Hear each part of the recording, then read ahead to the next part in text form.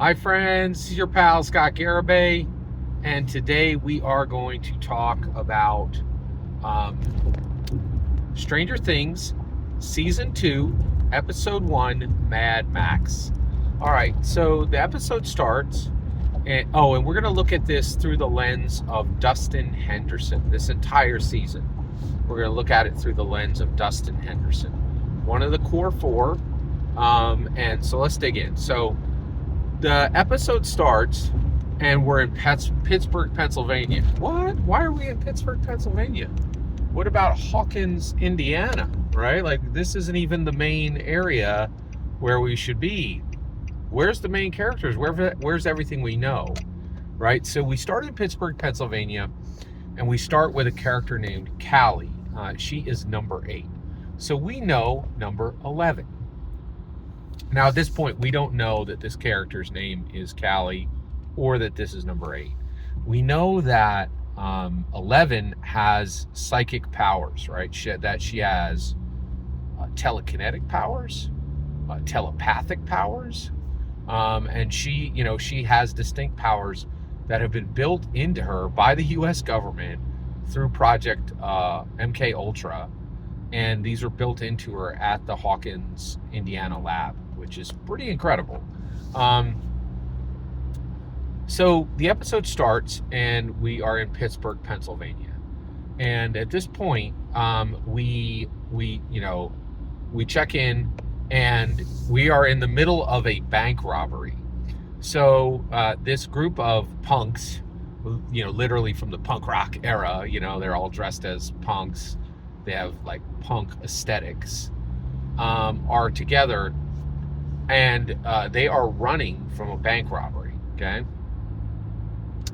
and so they're being chased by the police, and then for the first time we see 8 use her powers, right? And her powers are illusion. So she has the ability to make people see things that aren't there, right?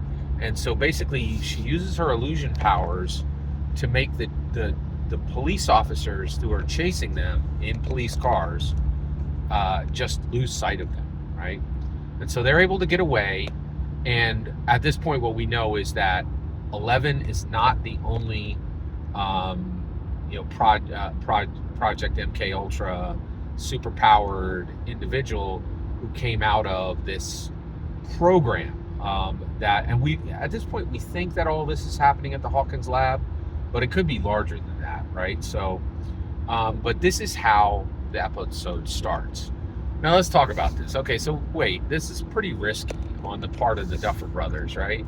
They have, so why would they do this? And I will tell you right now, a lot of people watched season 2 and we're not super happy about this part of it, right? And the reason why is, this was a major divergence from the main story, right? But the Duffer Brothers felt safe in doing this. So how and why did the Duffer Brothers feel safe in doing this? Well, I'll tell you right now, at this point in Netflix history, in streaming history, and in Stranger Things history, the Duffer Brothers are aware that they have a mega hit.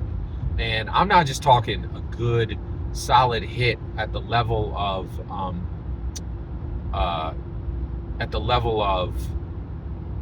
like Seinfeld or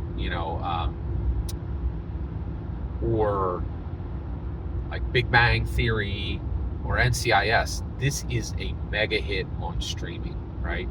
And to this day, Stranger Things is still the number 1 series on Netflix. Now, there are series that have done very, very well and comparatively, but this has now 4 seasons, and nothing on any streaming network has ever rivaled the success of Stranger Things. Now, I do believe that this is connected to its connection to Dungeons and Dragons, but this is, but the Duffer Brothers are aware they have a hit, and this isn't just a hit like, oh, this is a television hit. This is so powerful and so productive that it really is kind of validating Netflix as a streaming service, and actually still does to this day. Stranger Things still serves as a mega platform that every single streaming service in the world is trying to replicate the success of this series, right? So they felt like, okay, we can do what we want. We can write the story we want. We're at the beginning of the season, and we could take the story in some unusual directions because we've built up some powerful goodwill. Now, where is Dustin Henderson in this? In this section of season 2, episode 1, MADMAX, nowhere.